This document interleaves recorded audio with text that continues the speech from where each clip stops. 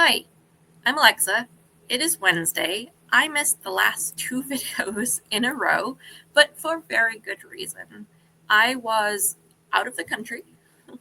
I was visiting family. I was in a completely different time zone, and I spent very little time online compared to what I normally do when I am at home. So I spent the last week in England visiting first my sister and her family. And she and I went and met up with our uncle, some honorary aunts, godmothers, just doing quite a lot of stuff together. And then I spent the last several days with my brother and his family and meeting my newest nibbling, who is absolutely adorable and the sweetest little thing you could ever imagine. I'm sure most families think that of new young children in their families. But it was a new experience. I've never visited my brother uh, with us both being adults. He's substantially younger than me. So is my youngest half sister, my sister. Uh, my older sisters, we grew up together in England. Um, my younger siblings grew up in America. And well, this was the first time that I got to go and visit my brother and really get to know him a little bit better as the adult that he has grown into, to meet and really interact with his wife and him one-on-one versus the group situations that we've met before in. And their child, again, just absolutely precious. And I was thinking about, there is so much stuff going on right now. And the term is flooding the zone with negative, stressful, bad, difficult, sort of hope destroying news. And it was an intentional strategy to flood the zone with negative news stories by the current administration because people will give up hope. And when you give up hope, you allow stuff that you shouldn't allow. It's pointless. I can't fight against it. There's no point. That's what they want us to feel. The way you stop that, and this has come from much brighter minds than mine, but it certainly is true when I have put it into action. The way that you counter hopelessness is you hold onto the joy. This is such a radical position, it feels like, to choose to find joy in such difficult times. But when you think about it, the joy is what gives us hope, that helps us cling to hope, that gives us energy to say it's worthwhile to fight the bad stuff, right? To stand up against it and to work for a better future is the joy. It's the love that you share with your family and your friends, with other people in the world. Uh, Something like going to a concert. There's so much stuff going on right now. And I am still looking forward to Everton coming over in the summer and going to see them play in Chicago, and then to the Oasis concerts. And I will find joy, collective joy, with all of the other fans who go to that. I'm kind of worried that they're going to have a falling out, the two brothers, before August, because they have a history of, not getting along. But it's also like, I think there's a lot of, how can you find joy in these times? How can you even think of going to a concert when we need to be resisting or speaking out or defending this or whatever it is? It's overwhelming. There's so much stuff that needs to be fixed. There's so much stuff that needs to be stood against because it is genuinely bad stuff. We cannot be everything for everyone. And in order to show up as our best selves, as our most capable selves, as energetic selves, we have to recharge our own batteries. We have to say, the reason I'm fighting this bad stuff is so that we can enjoy the good stuff with less of this worry. I certainly don't enjoy the travel part of travel. Like, I enjoy the experiencing of other places and other cultures and other people and learning and meeting and growing in those ways. But the actual tedious nature of traveling is very stressful. And I think that's true for a lot of people. There were added stressors this year. An advisor in the current administration has publicly stated he wants to rescind citizenships to naturalized citizens. That is me. I am a naturalized citizen. I have talked about that. With all of the stories going on about Customs and Border Patrol, people being stopped at airports, there is a fear.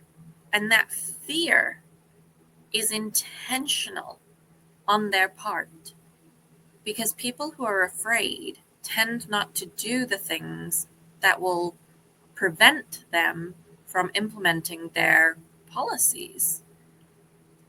So it is almost, I hate the word radical because it shouldn't be radical to stand up against fear. But someone once said to me, and it really stuck when they said it. I might have heard it before and since, but I was talking to them about how scared I was, and this was a couple decades ago, 10, 15, 20 years, whatever it was. And I was talking about being such a coward. I'm so scared all the time. I have all this anxiety. I can't do stuff. And they said, courage isn't the absence of fear. Courage is being afraid and doing it anyway.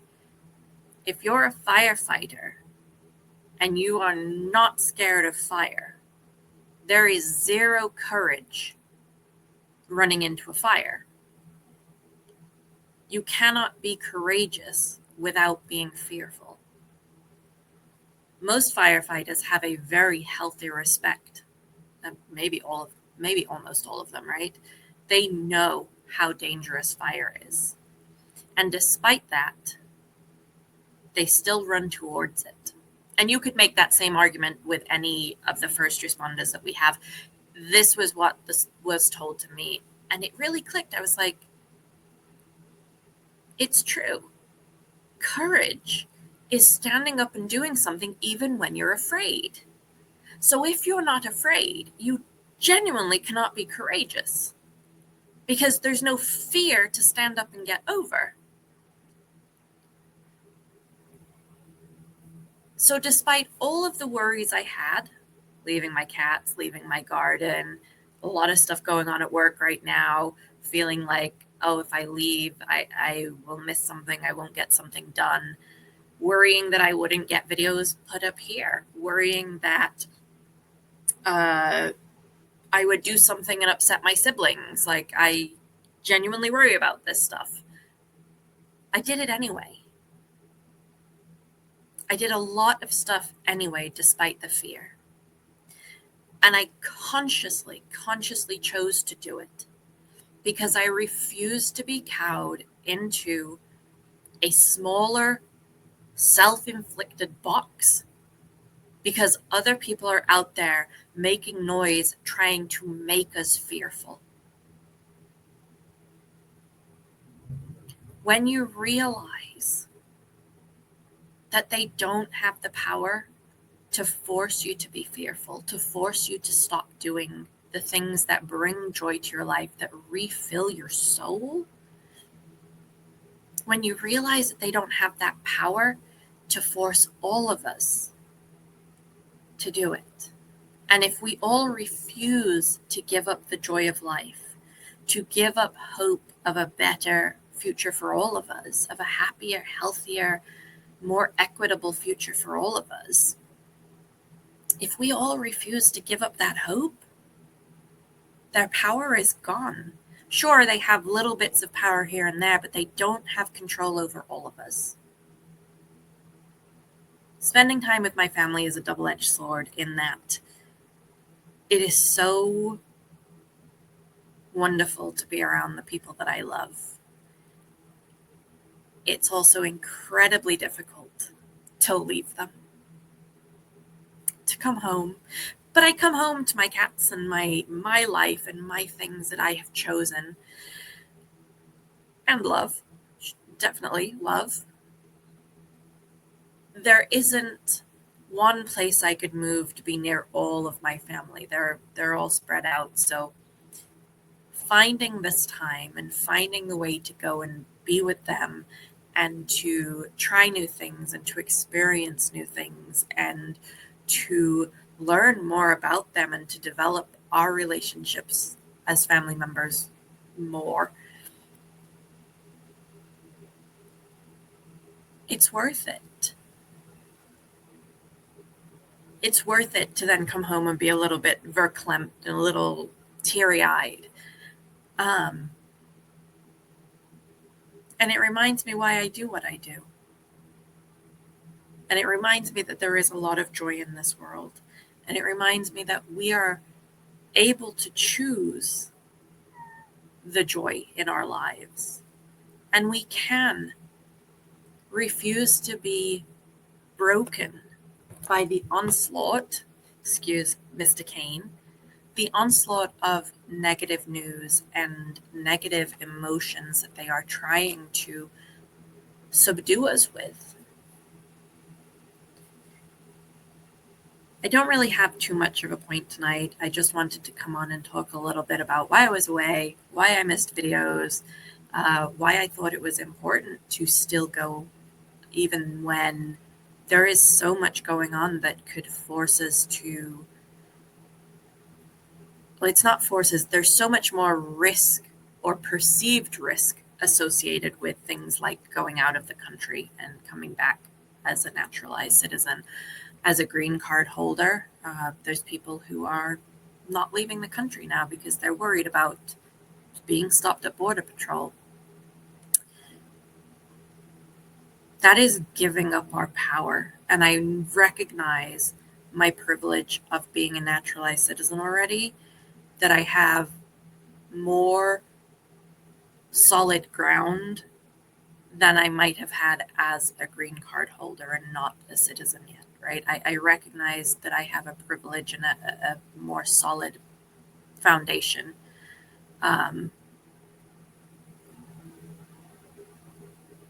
it sounds so dramatic, but that was one of the reasons I didn't cancel my trip, was because I do have a privilege and I refuse to let the fearmongers and the people who are trying to control us by fear, by flooding the zone, I refuse to let them stop me from doing the things that I love, that do not hurt others, that are completely and entirely legal, that have no bearing on their lives, but have a great bearing on mine.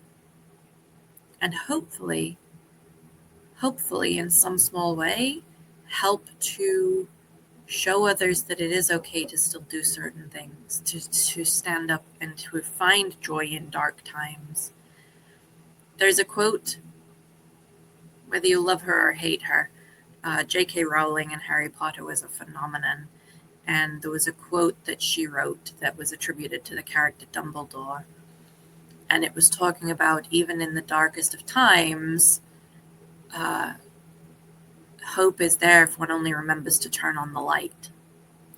And I think actually there's a book and it's called The Greatest Story Never Told. And it's all about numerology and the Bible and this, that, and the other.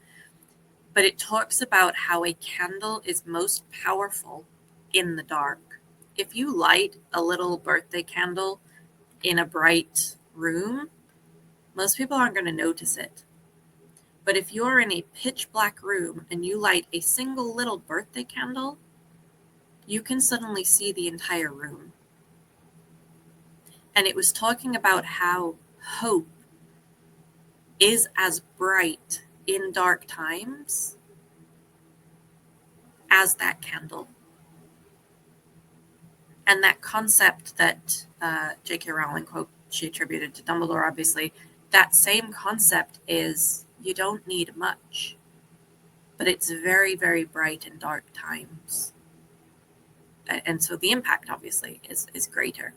And hope, faith that things will work out, that's what hope is. We have to remember to look for the hope, to nurture the hope, to cling to the hope, and to do all of those little joyful things, whatever those things are for us as individuals. We have to remember to bring joy into our lives consciously and intentionally to nurture that hope as we move forwards. This ended up being a little bit deeper. I do have updates on my garden. All of the pea plants were completely eaten while I was away. There's like one that's about 2 inches tall with maybe a piece of a leaf left. I think there's another one that's about a half an inch tall, just the stem is left, and then the rest. I honestly was thinking, did someone pull them up? But I saw a couple of them have been eaten off right to the ground. So yeah, definitely nibbled. So I planted new peas tonight. I'm going to have to go and weed. Out of 40 corn seed kernels that I planted, only 12 of them grew, and at least one of them either got nibbled or trodden on or something. So there's either 10 or 11 left. It's kind of hard to tell if some are a grass stalk or if they're the corn. So that's why I'm not sure if it's 10 or 11. The pumpkin seeds that I planted, none of them seem to have sprouted. I don't know if I planted them too deep or what, but 6, not a single one came up. Of the acorn squash, I had planted 6. I had dug 3 holes and put 2 seeds in each, and so 6. Both of them in 2 of the holes, so 4 total, have come up. I'm going to have to see if I can dig up 2 of them and move them so they have a little bit more space. Seeds have a percentage chance of germination. So I actually had to buy a new pack of peas, and it says it has a 90% germination rate. So of the 20 that I planted, I should get 18 plants. 12 out of 40 on the corn, that's not right. I was meant to get 8.5, 85%. So what's that? 8 times 4. So I was supposed to get about 32 to 34, and I got 12. Yeah, there's a lot of work to do in my garden. I will hopefully have that other video edited soon. It's just showing how I was getting the plot ready, planting the corn, planting some of the other plants that I planted out.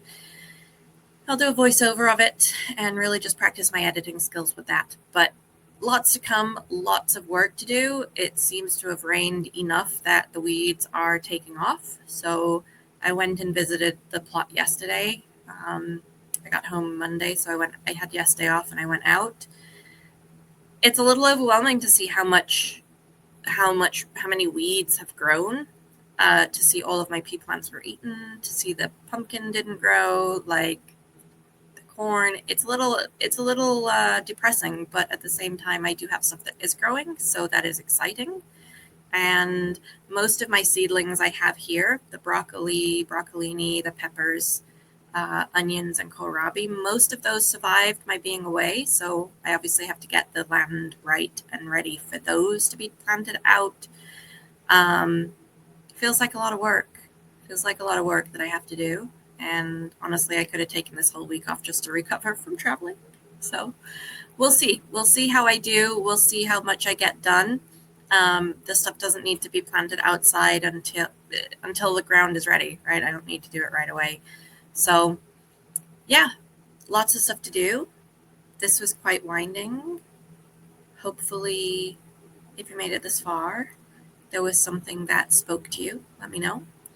And what are you doing to nurture hope and positivity in your own lives right now to counter the incessant negative news cycle that we are subject to, connected to the internet 24/7 as we are? Let me know.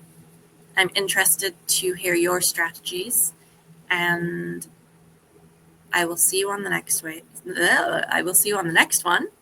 As always, be kind to yourself.